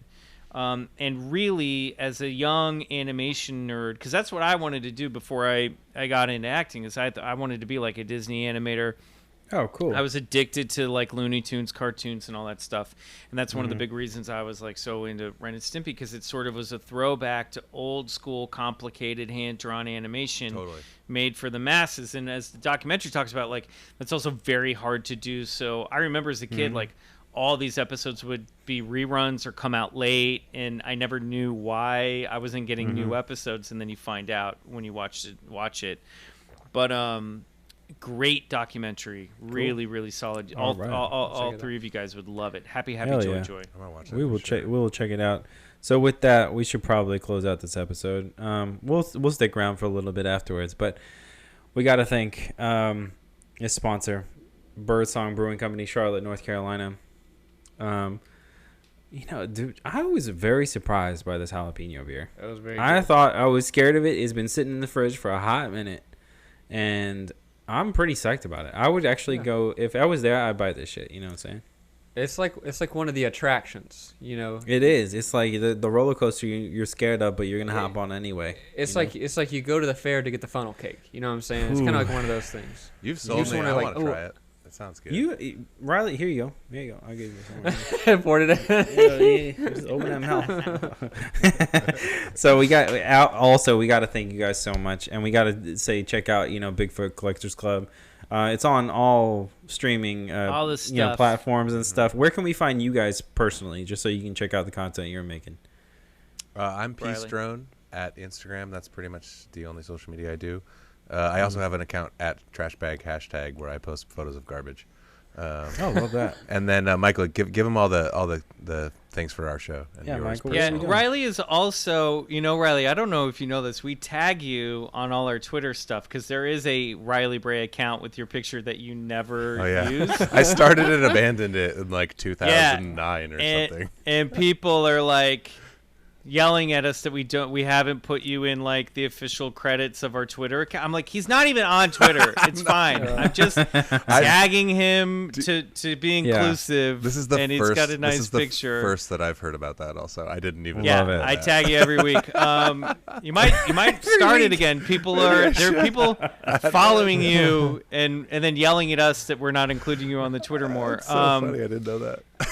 So on Twitter we're at Bigfoot Pod, and then Bigfoot Collectors Club at Bigfoot Collectors Club on Instagram. Yeah. I'm at McMills, MCMILLZZ or ZZ if you're in the UK on both Twitter and Instagram. But I'm mostly, if you want to know the best place to go get information about our show is on Instagram. I feel like we do kind of tweet stuff out, but we're kind of, our hub is really Instagram, I would say. Okay. And we have a new episode every Wednesday, so you can find that. You can follow us on all the podcast apps. And then if you want to check out our network's homepage, Campfire Media, you can just listen directly there. And that website is wearecampfire.media. And then you just pick Bigfoot Collectors Club and check us out there. Okay. Is there any shows or acting things that we can check you out on anytime soon? Or that you can say? I don't know what the fuck's I'll be straight up honest. Like, I am in between jobs in the pandemic, but most recently, and this is pretty recently, I was in a few episodes of the first season of Perry Mason on HBO. Oh, so dope! You can check that out. But yeah, I say just come listen to the podcast. We'd love to have you. Yeah. We will love to go there. I don't know. Join us. Did you guys have fun? I hope you guys had fun. Yeah. I mean, it was a blast. Thanks. Yeah. All right, cool. It's so, always, always a pleasure hanging out with you guys. Thanks for having me. Oh my God. Seriously. We just just would love to crack a few beers, crack a few whiskeys, you know what I'm saying? But it's been your boy. See how much I have left in this thing. Well, how much you got? The biggest question is how much you got in the glass. I haven't seen you taking a sip at all. I haven't seen you taking a sip. I took very little, but it's all gone now. Oh, damn. Okay. Okay. Bro, honestly, I did not see him take a single sip the whole fucking time. And I poured a little splash in there too. So, did you? Oh shit! I started.